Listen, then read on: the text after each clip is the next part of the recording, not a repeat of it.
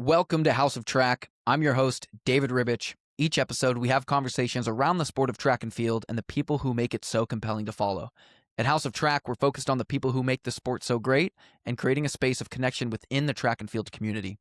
Wherever you're listening from, we're glad you're here. And if you enjoy this episode, consider leaving a review and following us on social at houseoftrack.hot.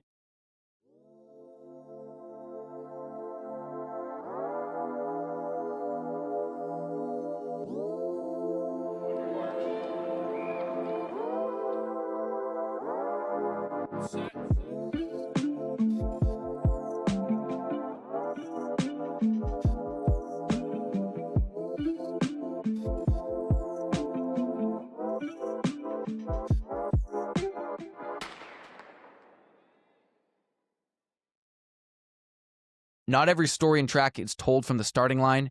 Xavier Gallo started there, but where it's gone is something different. A former Division I cross-country athlete at Toledo, Gallo has built a name on the other side, becoming one of the most trusted creatives in track and field and across major global sporting events. The resume backs it. Team USA, Citius Mag, Nike Running, New Balance, Under Armour, Brooks Running, NCAA College Football Championships, Big Ten, Penn Relays, March Madness, Milrose Games, PGA Championships. He's been in the mix at the highest level, working alongside some of the biggest moments and delivering content in real time. Nearing 100 million views later, it's clear he's not just documenting it, he's helping shape how it's seen. As part of Together Creative, Gallo has become the guy who is everywhere at once. On the track, on the course, behind the scenes, at the biggest events in the world, working directly with Olympic and world champions and delivering in real time. This episode gets into that. From an athlete to creative, from a competitor to a storytelling expert, and what it takes to carve out a role in a world that is moving faster than ever. Xavier, I'm out of breath. I think I got everything, but how does that sound in terms of where you feel like you've been? Oh my gosh, I think you got the list down better than I do. That was impressive. I was like, I don't even think I could rattle off that many things. It took scrolling through your LinkedIn, going on to Together Creative, and just kind of seeing all the little pieces that you've done. But it's so cool to be able to see a through line through all these sports, knowing that you're behind a lot of these creative visions. So I kind of want to start with where you are right now, what you've been up to. I know you guys have been bouncing between the Olympics there in Italy for the Winter Olympics and Paralympics, and then also New Balance Indoor Nationals. So where are you? What's going on? And appreciate you coming onto the podcast. Yeah, thanks so much for having me. This is the coolest thing ever, so I appreciate it a ton. Yeah, it's been kind of a crazy start to the year. I feel like it's been really go, go, go, which I'm super grateful for. But I just wrapped up 50 days in Italy working the Winter Olympics with Team USA. So the first half was Winter Olympics and then wrapped up the Paralympics also. So just got home yesterday. All the while we got the team back home crushing with Together Creative. They would do a bunch of like IndyCar projects and just wrapped up New Balance Nationals, which I feel like was just like a masterclass effort from them. I think that was the best live event that we've ever covered. So kind of jealous, a little bit of FOMO, but it was just so awesome to see the guys having a good time out there. Yeah, the content that was put out for Citius Mag and New Balance Nationals, if you guys go back and look, a lot of those, when you look at a video, you're like, holy cats, how the heck was that edited? Likely Together Creative was behind some of that. The Minecraft edit. I feel like that's the first time I've seen Minecraft intertwined with the sport, and you're hitting every market. You've got the kids that are definitely playing Minecraft, and I don't know, it felt nostalgic in a way, seeing Steve and just Minecraft layered into a sport. Yeah, I love that. I feel like it's very fitting for our team too, just to kind of play in with different concepts and have fun with it. And I love that they ended up mixing up just like live coverage because there's the typical finish line shots and whatnot, but to expand upon that, it's just so fun. So they crushed it.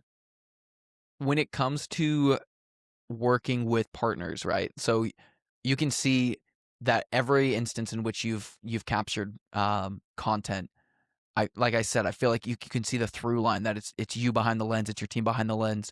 So how is it in that market of being an agency and being a studio and a production house where you get to work with people that absolutely trust the work that you do? Yeah, I mean, it means the world, and I think we're so grateful for clients and projects like Citius Mag and New Balance Nationals, where you can really you're trusted with a vision and can kind of just run with it.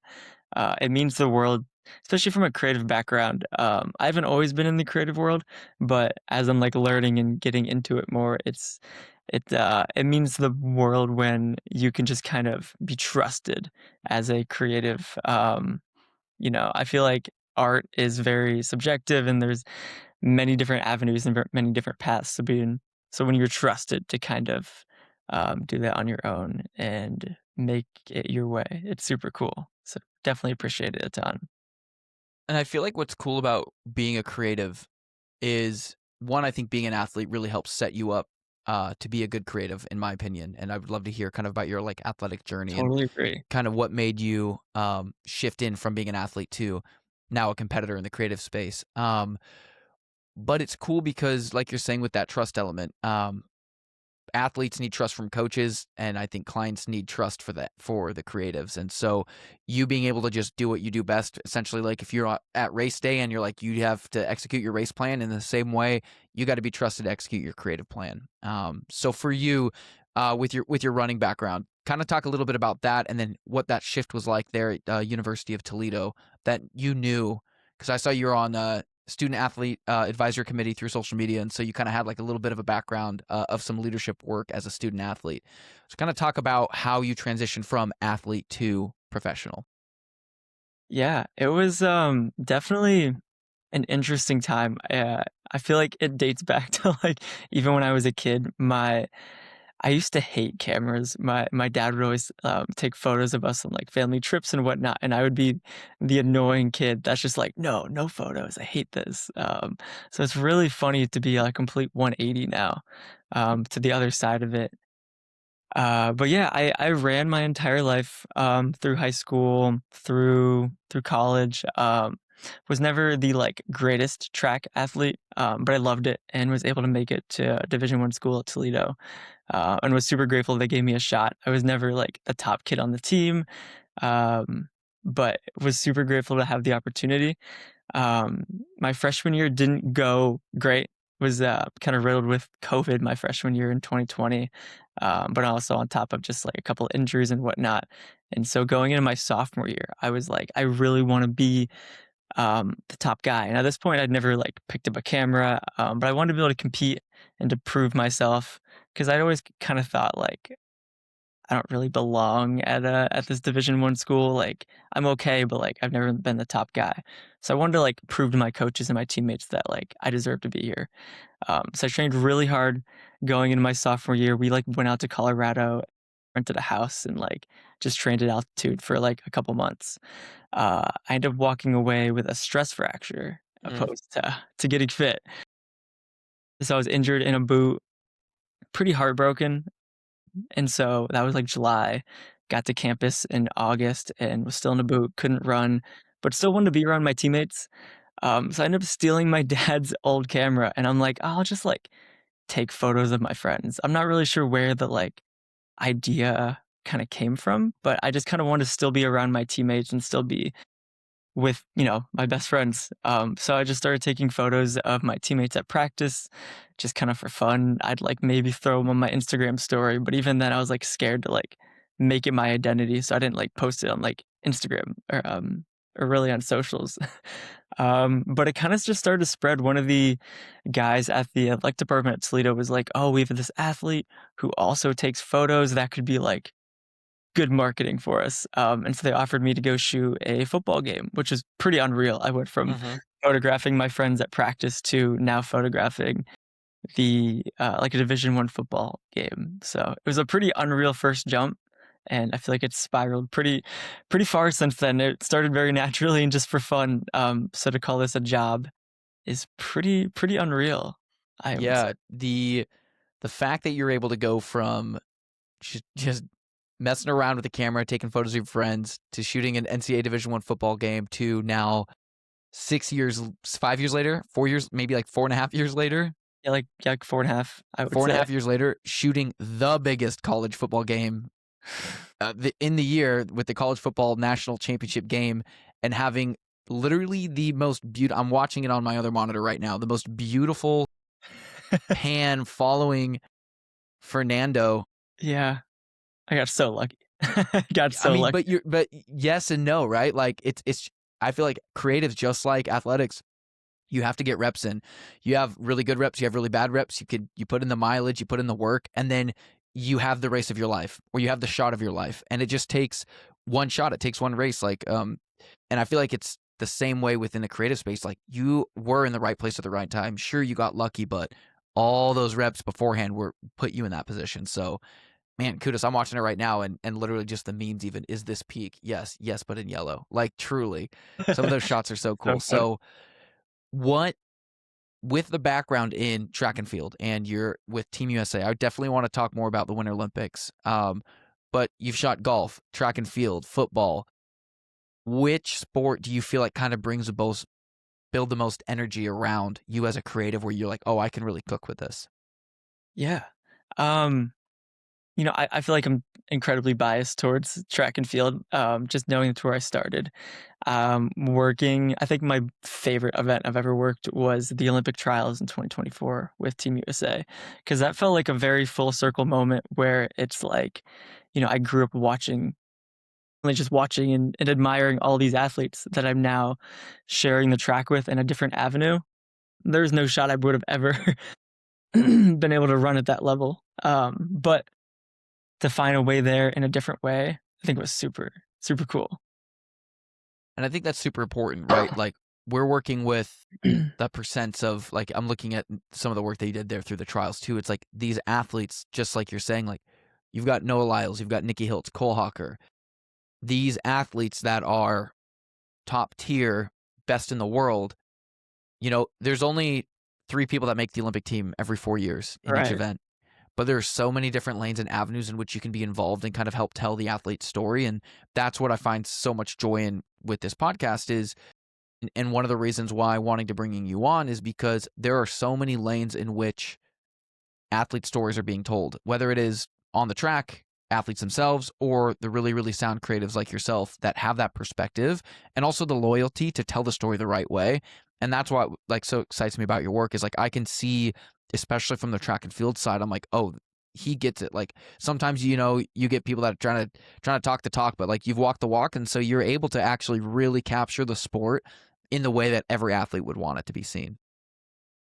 Yeah. I mean, that means the world to hear. I mean, because I feel like coming just from being in the sport, I try to view it from an athlete's perspective of just like, there's certain things that if you just showed up to a track meet and you weren't a track fan, you wouldn't fully realize. You wouldn't.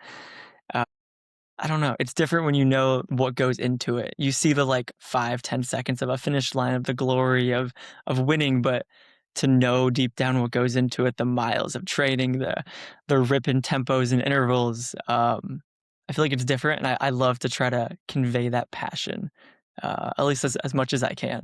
I think it's so cool. And it's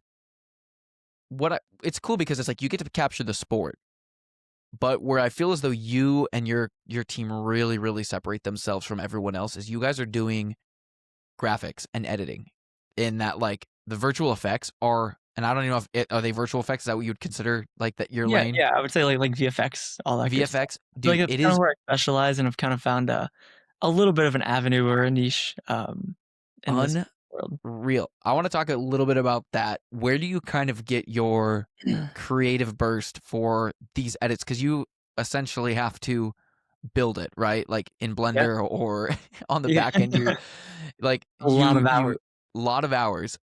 Okay, walk me through, like, the New Balance. I'm looking at it right here from 39 weeks ago. So this was like the event where you had a bunch of the New Balance logos. You drop the backpack. You're kind of like zooming in, zooming out, and then the track is gray, and then it gets colored in the lanes. Like, Yeah, yeah, yeah. That one, without getting like too specific, I guess, was really funny. We like I I think one of my favorite types of content to do is the like scene setter. I love is kind of like what we classify it as. It's just like we love to like set the scene, make it hype, make it exciting, give people kind of like a FOMO feeling in a way of like, you guys should be here. This is like the coolest event. And so that piece in particular, I think is maybe one of my favorite videos ever.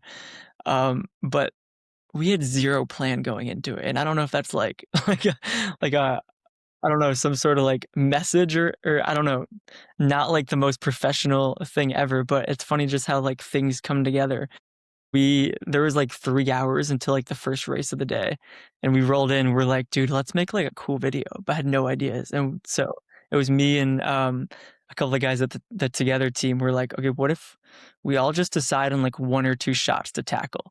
And so we kind of like dispersed as a team, got like our 1 or 2 couple different things, and then sat down for like an hour or two. And so to make a piece like that in like probably an hour and a half, 2 hours, That's crazy. was pretty unreal. Is not typically how things go. Sometimes Yeah.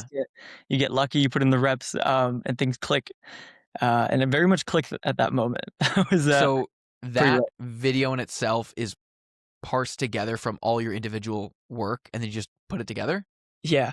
Yeah, so that video, I would say, was shot by 3 people, edited by me and one other guy, Ben, and then entirely all the sound effects, the whooshes, and, like, the cool things you hear, on our team, Lucas crushes sound design. He's kind of a magician at it. So, I big team effort. so sick. Um, Also, I'm a huge Formula One fan. That's like the sport that I would say that I probably know more about Formula One at this point than I do about track and field. Because I watch every race for Formula One, given there's only like 25 races on the calendar, so it's a little bit easier to follow than track at times. But I'm now watching your edit, which if you're at home and you're just listening to me say I'm watching your edit, just go to his profile. It's literally cinematic reel after reel. How the heck do you create a reel of racing down the streets and you're looking at Lucas Oil Stadium and these cars are the different teams in the national championship contending? How I'm confused. Like, I'm genuinely blown Me away, too like, still. Me too. because you made this, you built this. Yeah. This Yeah. isn't like something that you find on the internet and like, oh, I like that template. Like, none of this is templated work, right? No. No. Yeah, it's pretty. What's the hour? Okay, what's an hour ratio of a really strong edit for hours work onto final product? Man, well, so I will say that video in particular that you're referencing was a lot of hours. Actually, probably by far the most hours I've ever put into a video, because it's all 3D. It's all, I don't know, made by hand in a way. There's no AI or anything in that. And then even just to like after I finish the visuals, you have to go in and sound design because there's no music, there's no audio, there's no real race car sound effects going on. You gotta drag and drop every little bit. I would genuinely say that was probably like, I don't know, 100, 200 hours of work all Oh crammed my into like goodness. a month time span of November before the Big Ten championships for football. So Dude, that that is was most unreal. I would crazy. say like that was a project too that I did not know how to do when I agreed to do it. I was like we were kind of like riffing on the idea back and forth, me and like the Big Ten conference, and we're like, what if it was like, race car themed, this and that, and they're like, it's the teams racing to the championship, and I'm like, yeah, that's cool, but like I don't know how to do that really.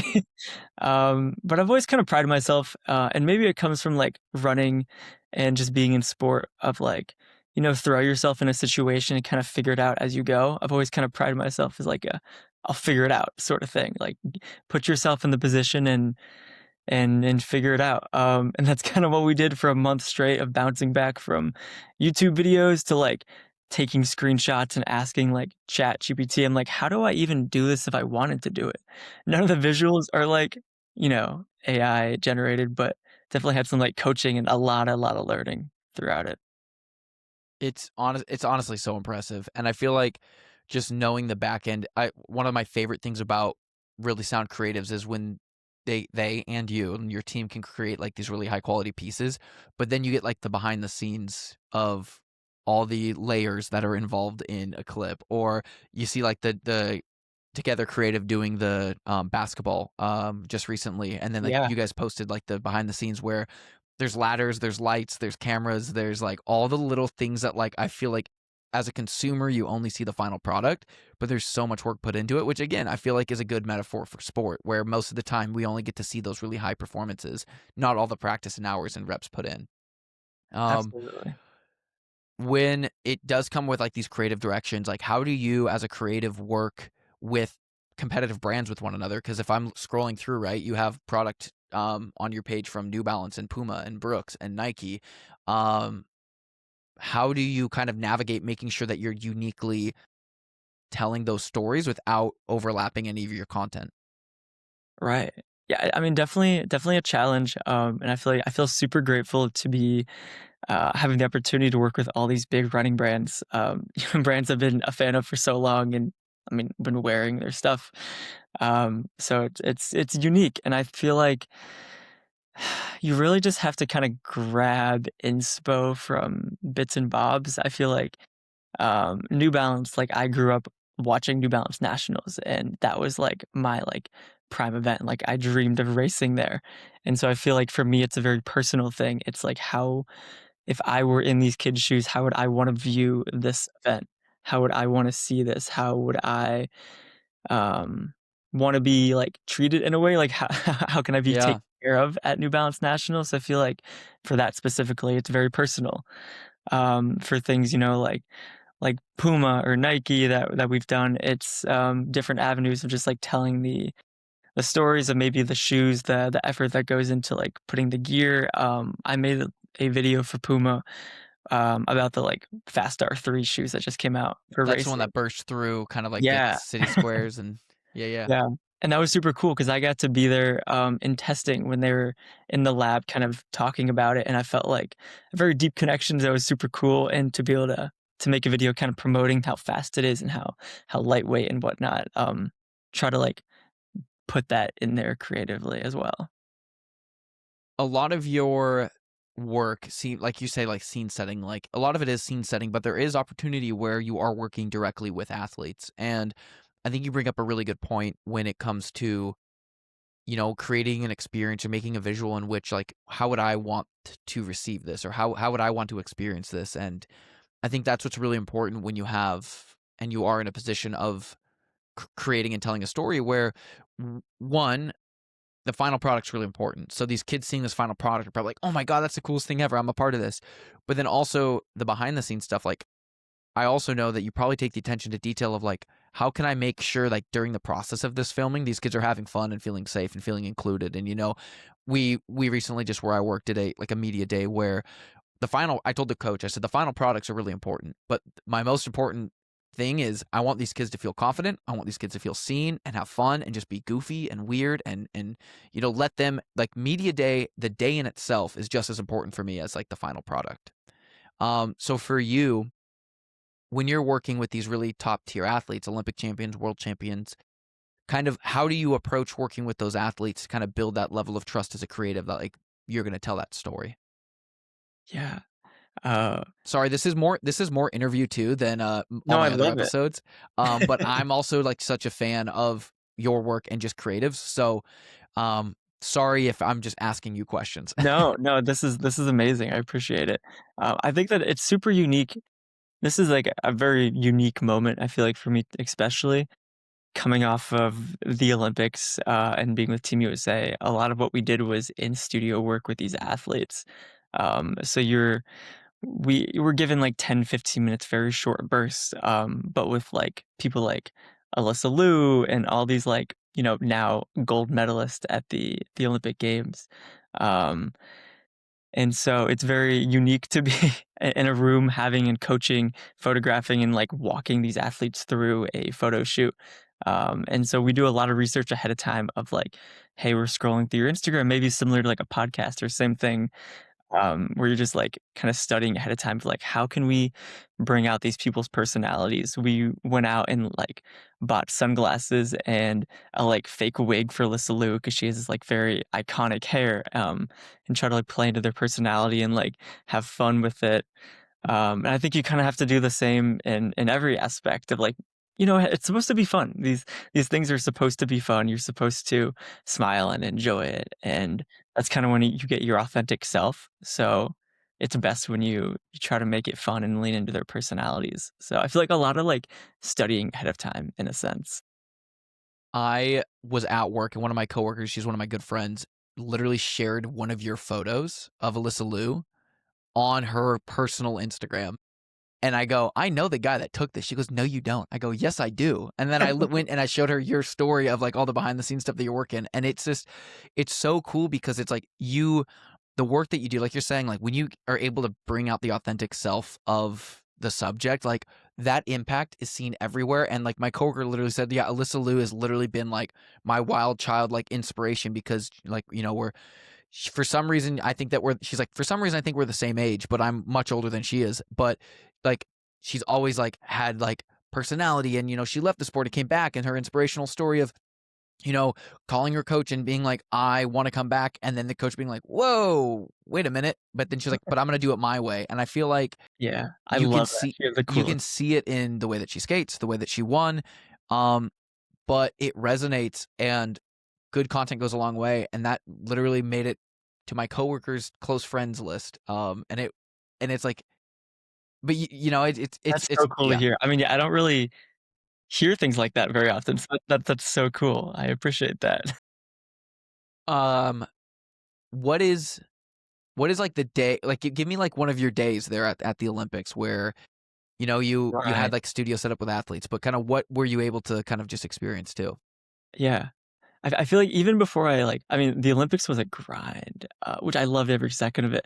But I feel like I like think back to like grinding and running and grinding in sport, where it's like you kind of have to like push through. It's like shared suffering. I very much felt like it's shared suffering in the studio also. Not that it was like fully suffering, but it was a very fun time. But it's a lot of hours. It's a grind. A typical day was kind of like I think to like my time was kind of split in different segments in a way.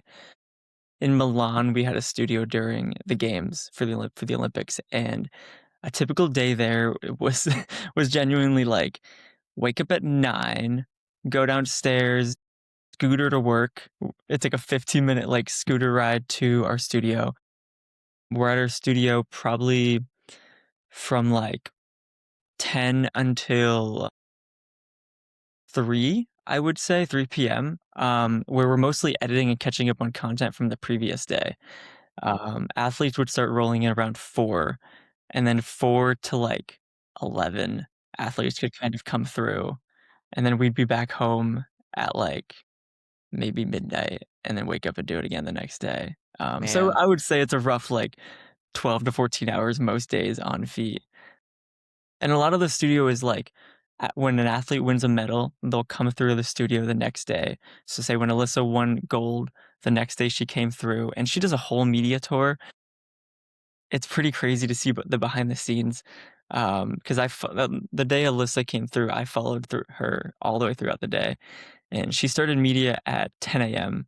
with NBC and the Today Show, and then just CNN, all these different like articles and outlets, all the way through like 9 PM. So it was like a 10 to 9 day of just talking to people for her.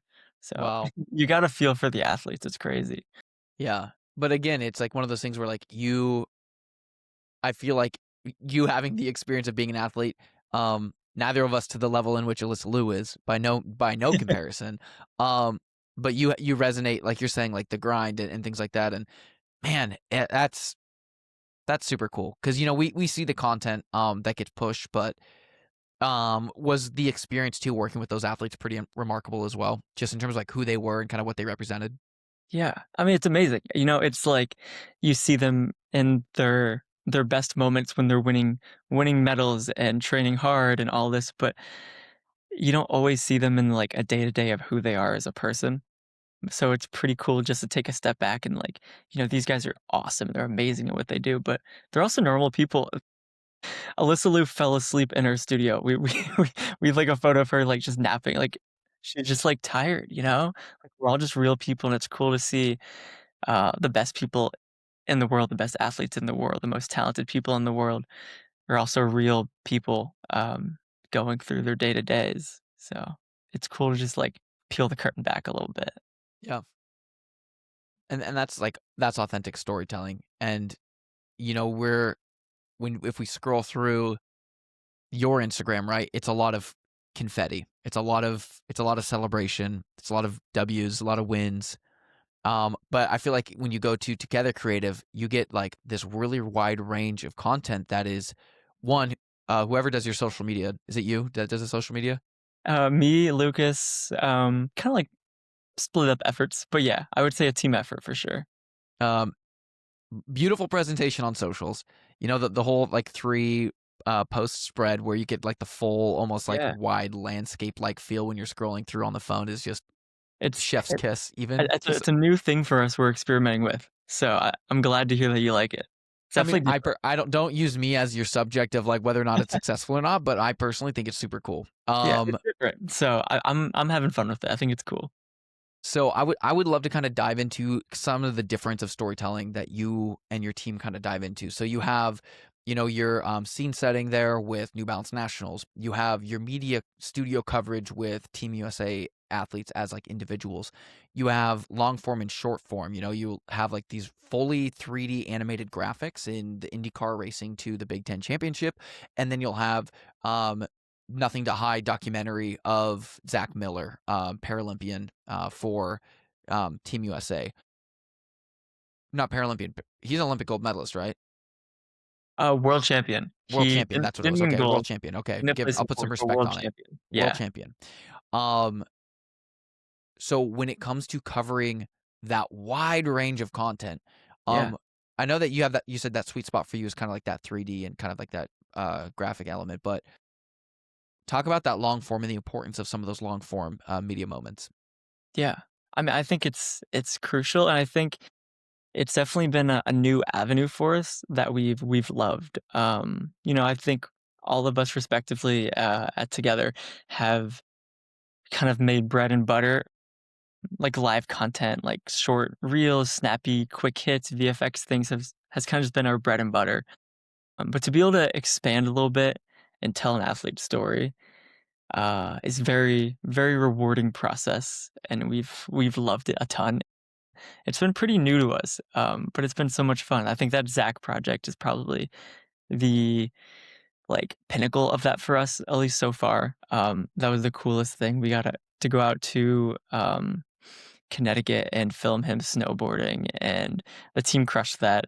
And it was just the coolest thing ever to kind of have him tell a story and then get to watch that in real time at the Olympics.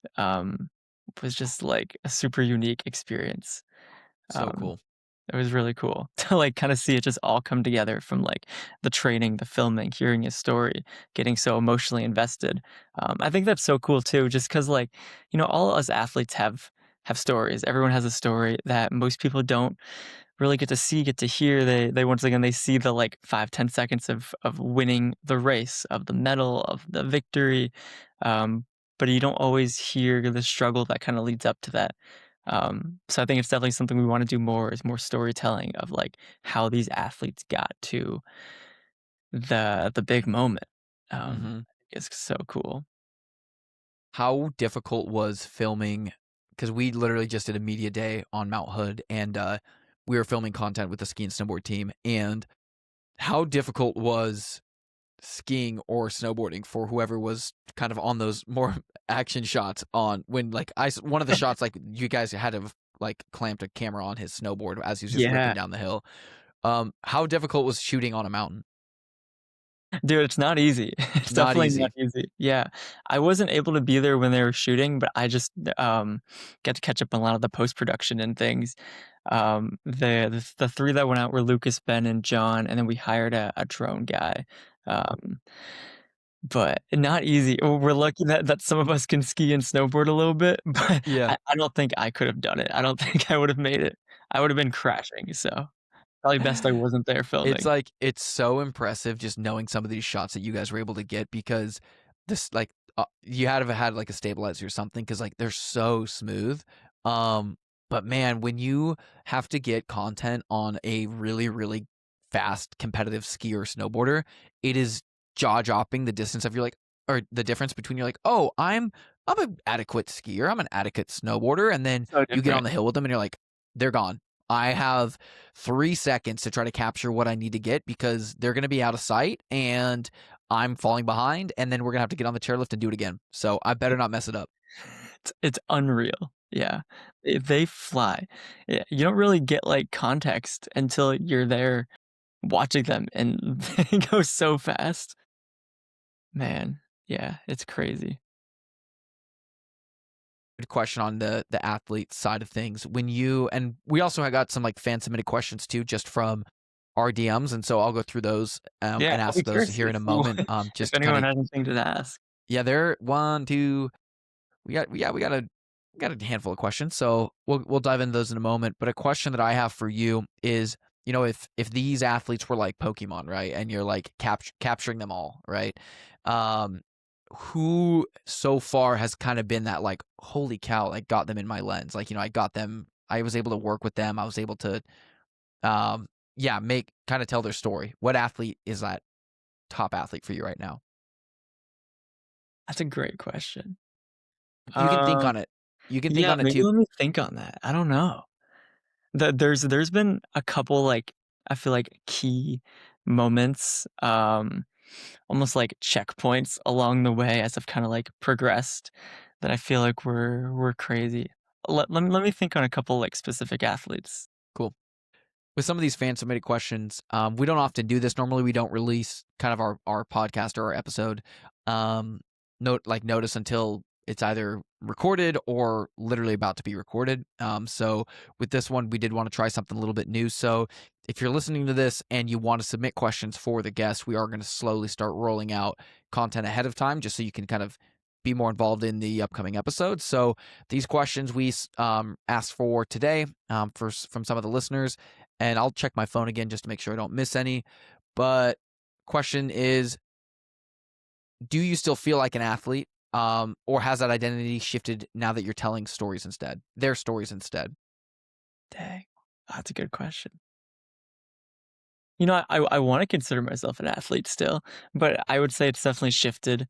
There was a moment in time when I graduated college, in May of 2024.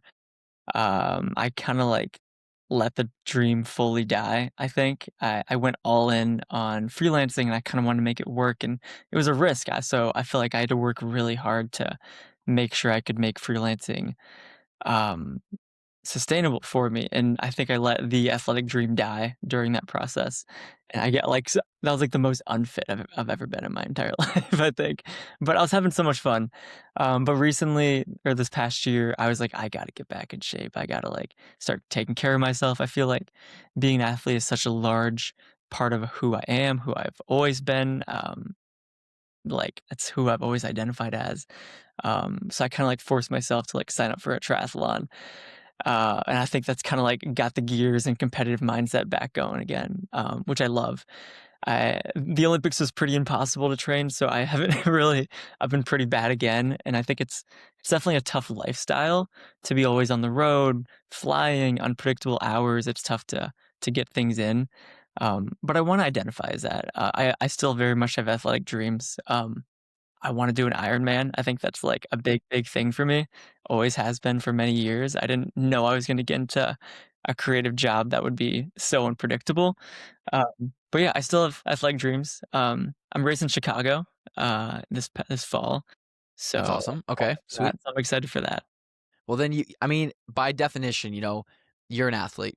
But anyone that does anything to any, for me, like being a creative is definitely, it feels like an athletic pursuit a lot of the times. And also, hey, you logged your Strava run at the national championship for football.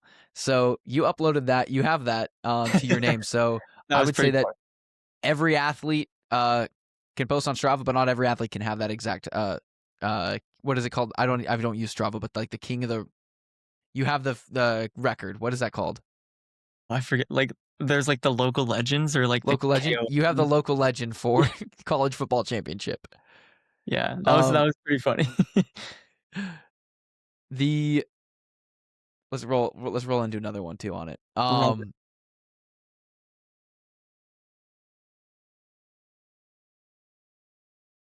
do you approach your creative ambition similar to that of an athlete in that you're competitive? Definitely. Yeah, definitely.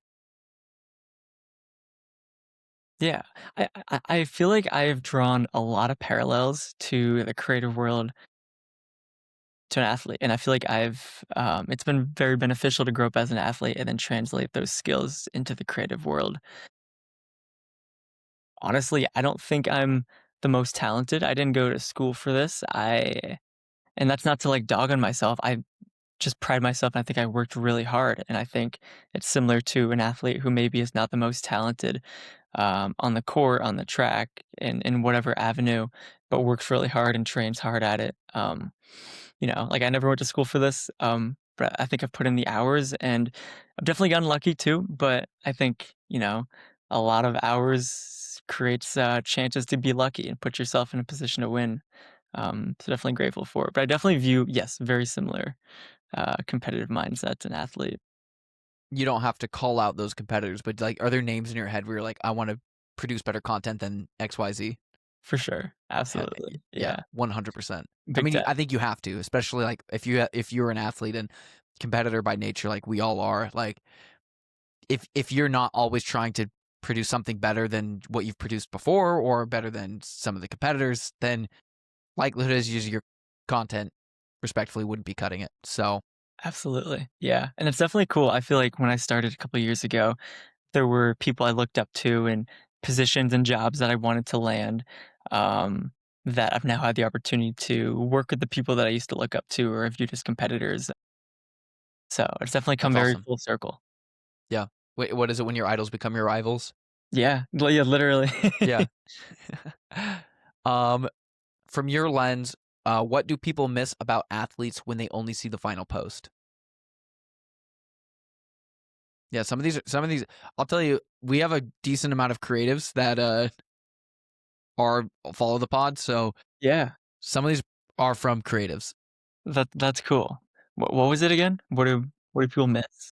Yeah, from your lens, what do people miss about athletes when they only see the final post? Yeah. I mean, I think it comes back again to like being fully authentic, especially when it's them competing. It's tough to get their like personality and know who they are. And like, these are like the best athletes in the world, maybe, but they're also real people and they have real issues and they're also personable. And like, there were moments at the Olympics where like I was working with these athletes and then they'd come back into the studio because I felt so comfortable just to like hang out and we chatted Cool. and just got to like get to know them. There was a moment, there's a figure skater, Danny O'Shea, who came back into our studio. And at the end of the games, and after all the figure skaters compete, they do like a gala, which is kind of just for fun, where they kind of go out and dance to whatever song they want, kind of just really show themselves. There's no medals on the line. They can just kind of enjoy it and have fun. And Danny came in and was like, "Hey guys, what song should I do for the gala?" And it was cool just to like chat with them and get to know them on like a different level than just competing and serious. I think that's missed sometimes for sure. Yeah, that's awesome. And I feel like this podcast, right? Like I feel like you could probably if you were to write out a book of all the awesome like sporting moments that you've shot, I feel like it could be an audiobook or a series of podcast episodes because truly like knowing that you are newer into the space, this wasn't what you quote unquote signed up for or did in college. You've been in the right place at the right time. And I would say that, yeah, sure, some of it, like you say, is luck, but I mean, like these pinnacle moments, you're able to capture it and also like humanize these athletes. And that's one of the reasons that I wanted to make sure I brought you on to the podcast is because that in fact is like the nature of what House of Track is. Like the story behind the feather and kind of like the branding around purple is, every athlete has these two sides of them where on one side you'll have this phoenix, which is a little bit more of the competitive side. And it's going to be the more like front facing competitor, need to win, need to succeed. And then on the other side of the athlete, you have what I would identify as like a blue heron, which is going to be a slower, calmer, more steady individual that is human and very, what I would say, mellow out of those two types of birds. And so when you mix blue and red, you get purple. And so with the logo being that of a feather and the inlay of a track, there are two sides to every athlete. And that's what I enjoy most about House of Track. Is the point here is there are already platforms built for athletes to tell their story in the most reporter way possible on all these news slash media slash journalist platforms. And they're going to do a phenomenal job and a much better job than I will be able to. But if I bring anyone in here, I would love to be able to have a human sit down, see both sides of the story interaction where, they can come in here and feel safe and secure like they would with you through media at the Olympics of what song should I choose? Like even in that, right? These are competitors that have everything dialed down to a specific moment. Like everything is perfected. And then they're also human, like you said. They're nonchalant. What song should I do for my gala? Like that's so cool to have the disparity of an athlete where on one side you have that, on the other side, or I guess more like the dichotomy. So yeah that's remarkable. Yeah. No, yeah, that's so well said. I love the meaning behind your logo. I didn't know that. That's amazing. That's so cool. It's is something that I think that I have a lot of joy in creating, because I personally don't have a whole lot of technical ability when it comes to designing a logo. I don't have a lot of technical ability when it comes to capturing good moments behind a camera. But I hope would be a good client for you in that, like, I trust a creative. And so the logo and the design and kind of more of the brand book side is all done by a really good friend of mine, David Fuller. And he, crushed it. I decided, and I think this is why it's important to have athletes in the scope from a creative perspective, because when I was building out House of Track, I originally was like, you know what? I want to create this logo. I want to create this brand outside of sport. I want to hire a designer. I want to hire a group that is not track and field related to create this logo, because I kind of wanted to not feel siloed. As a result, the logo and the product that they gave me for a significant amount of money was just not good for me. I was like, this is not what I actually intended this to look like. I took all those proofs that they did and all the rounds that they did. I reached back out to David. I said, hey, you're my guy. I know you know track. I know you know design. Can you help me? And he ripped that thing apart in the best way possible and started slowly sending me visions and mock-ups. And I'm like, we're getting so close. We're getting so dialed. And so I have the meaning behind House of Track, but truly House of Track is built for the athletes to have the more human side seen. And also House of Track is built because of the really good creatives that were able to kind of lift this and transcend it to anything that I would have been able to do myself. So yeah, this is a creative episode, creative shout out episode for sure. It's amazing. Another fan submitted question: how do you manage your time and not get burnt out? Definitely a challenge. Definitely a big challenge. And something I think I'm working on. I think maybe similar to all athletes in any pursuit, it's tough to find balance. And honestly, I don't know if I want to find a balance per se. I'm totally cool to go all in. Like, this is what I want to do. It fires me up. It fuels me. Like, if I had balance, I don't think I'd be where I am within only a couple of years of doing this. So I personally am totally okay with not having a balance in this. I'm so cool going all in. But on the flip side, it's like I've gotten burnt out. I'm maybe even feeling kind of burnt out. Like 50 days at the games is pretty unreal. It's pretty crazy hours. So it's definitely something I'm still working on. I feel like I'm not great at saying no sometimes. Like I'm going to March Madness in a couple days, or tomorrow I leave.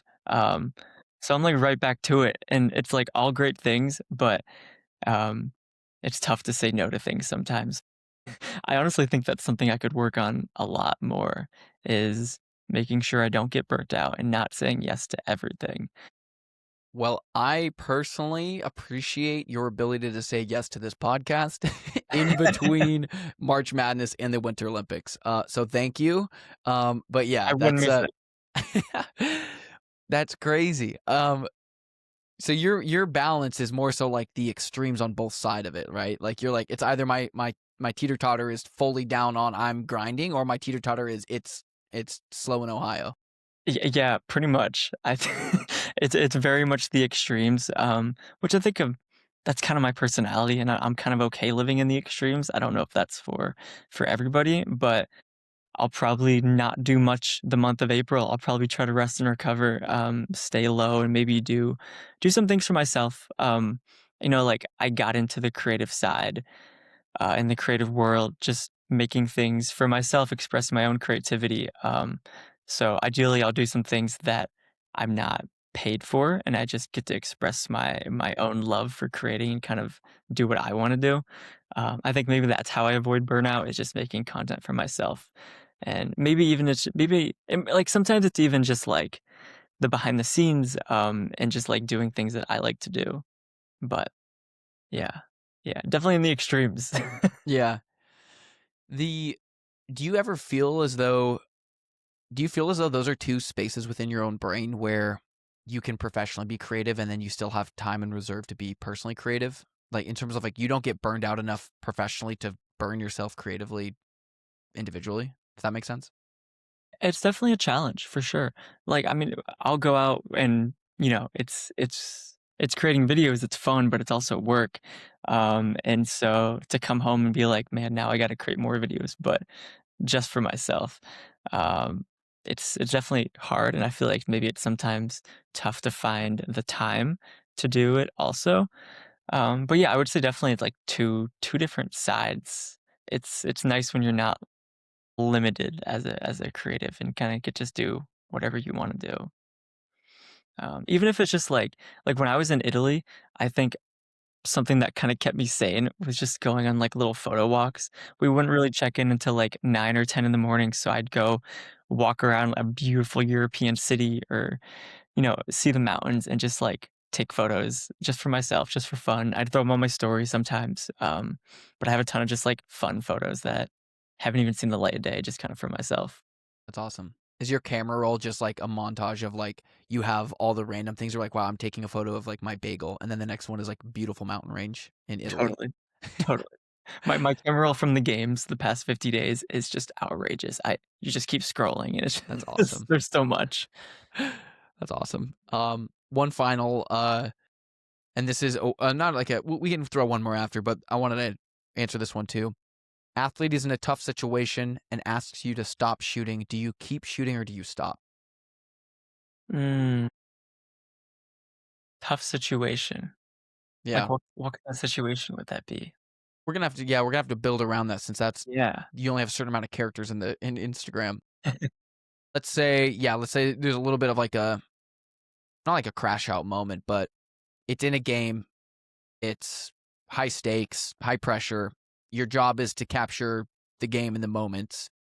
Your camera's on them. They see you and they hit you with the, hey, stop recording. I don't want to be recorded.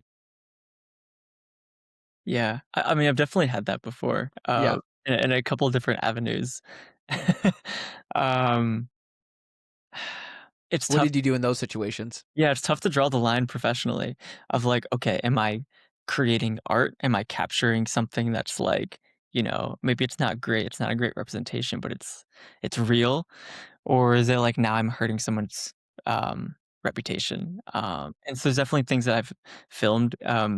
Maybe athletes haven't said anything, but I'm like, this is not a good look for the athlete, and it kind of just gets deleted, just doesn't exist. So I feel like I definitely try to lean on the side of safety. Like, I mean, I'm here to do a job, but I want to make sure that people feel comfortable and people are enjoying what is being put out, and we're not putting people in like a bad situation. So personally, I would lean on the side of probably just stopping. Yeah. But Yeah. yeah, it's definitely tough. It's tough to do.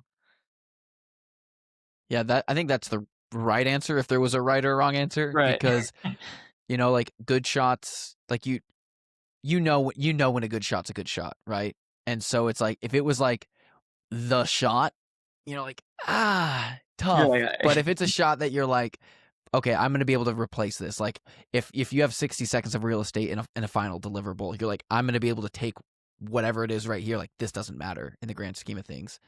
And kind of respecting the athlete there. You had more time to think. Who is your, and we'll kind of have this be the last question, unless you had any questions back to me on my end. But who is your top tier athlete? Your favorite athlete, your athlete Pokemon that you've been able to capture Yeah, over the last couple years? that's such a tough question. I genuinely feel like I can't pinpoint one specific athlete or a couple, but it's been like checkpoints for me in a way of like as I've gone through um when I was getting into it, I thought Craig Ingles was like the coolest guy ever. And then when I met Craig for the first time, I was like, this is just so dope. Mm-hmm. And so I feel like that was like a huge thing for me. I'm like, dude, this is awesome. Like I've looked up to him for so long. And I've had similar things with, yeah, I don't know, a lot of different athletes. I feel like, um, yeah, to think of like at the Olympics, like I think Alyssa Liu was someone super cool.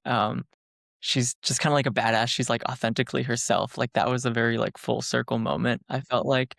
I think same thing with, like, maybe not an athlete, but specifically, but just, like, I worked, like, the Big Ten championships for football, and I, like, grew up like, the world's biggest Ohio State fan, and so to be, like I, like, met, like, Urban Meyer, the, like, Hmm. legendary coach for Ohio State, Yeah.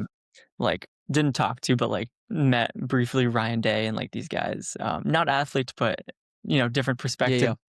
fully in it, yeah. I mean, like, even meeting Urban Meyer was a pretty, like, surreal experience for me, I felt like.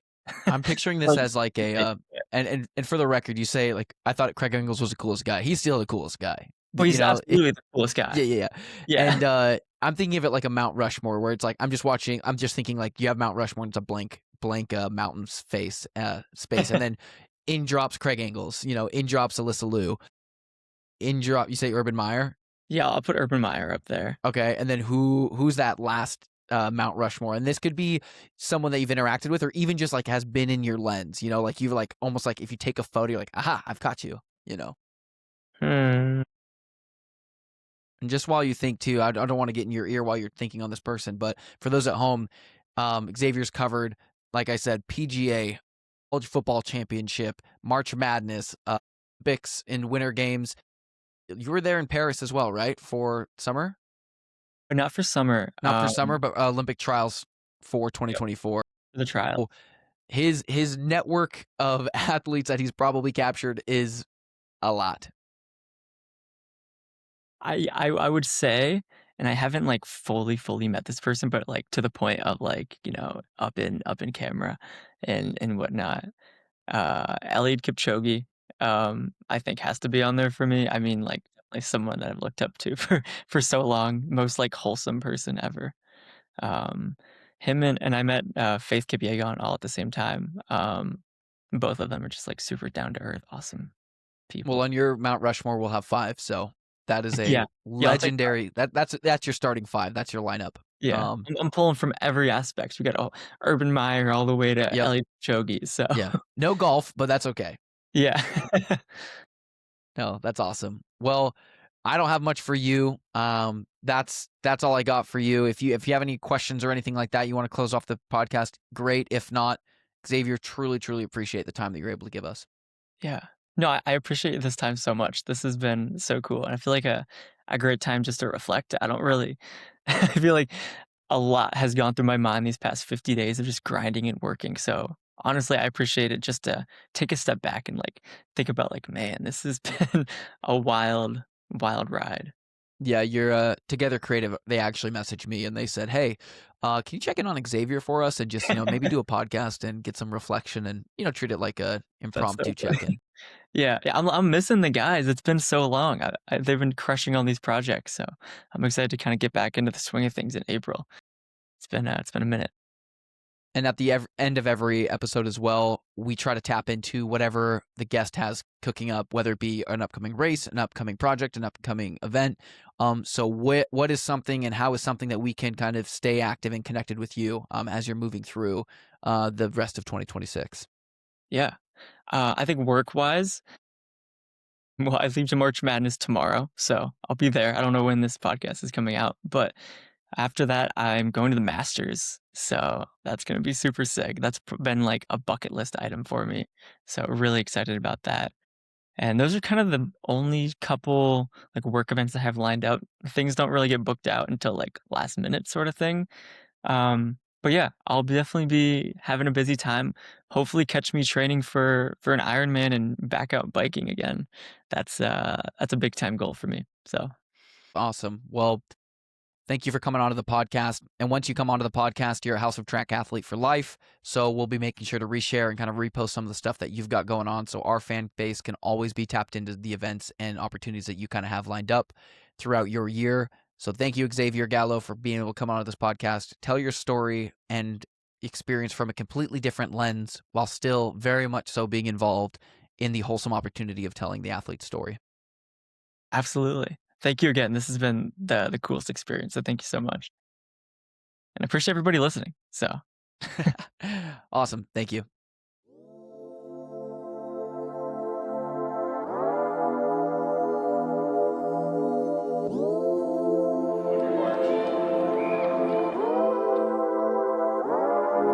Set.